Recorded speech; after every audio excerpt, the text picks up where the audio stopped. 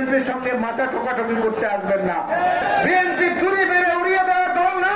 BNP চেয়ারপারসনের উপদেষ্টা advocate Syed Moazzem Hossain Alal হুঁশিয়ারি দিয়ে বলেছেন, বিএনপি টুরি মেরে উড়িয়ে দেওয়ার দল নয়, বিএনপির সঙ্গে ঠোকাঠুকি করতে আসবেন না। জুলাই আগস্ট অভ্যুত্থানে আপনারা আমাদের সঙ্গে ছিলেন, আমরা আপনাদেরকে ধন্যবাদ দেই।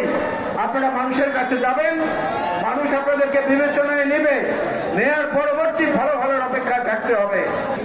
তার আগে চুরি মেরে উড়িয়ে দেওয়ার চেষ্টা করবেন না দয়া করে। বিএনপি চুরি মেরে উড়িয়ে দেওয়ার দল না।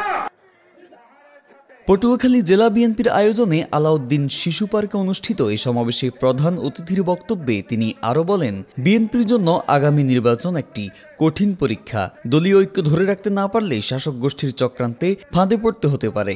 এই জন্য নিজেদের মধ্যে ভ্রাতৃত্ববোধ, নিজেদের মধ্যে বন্ধুত্ব, এইটাকে যদি দৃঢ় না করেন, জাতীয় সরকারের অনুচররা ঢুকে যেতে পারে। এর মধ্য দিয়ে কিন্তু ছদ্মবেশী এই কোল পাল্টানো কিছু দল আছে, কখনো আওয়ামী লীগের কোলে ওঠে, কখনো বিএনপির কোলে ওঠে, কখনো জাতীয় পার্টির কোলে ওঠে।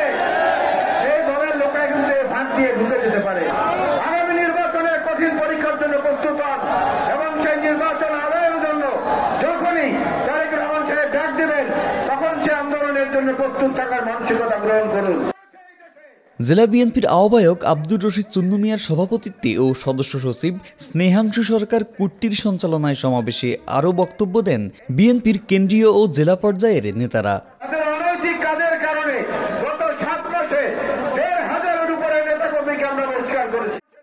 নিত্য প্রয়োজনীয় পণ্যের মূল্য বৃদ্ধি, আইনশৃঙ্খলা পরিস্থিতির অবনতি এবং গণতন্ত্র পুনরুদ্ধারের দাবিতে আয়োজিত এ সমাবেশে বিএনপি নেতারা সরকারের বিরুদ্ধে কঠোর আন্দোলনের হুঁশিয়ারি দেন।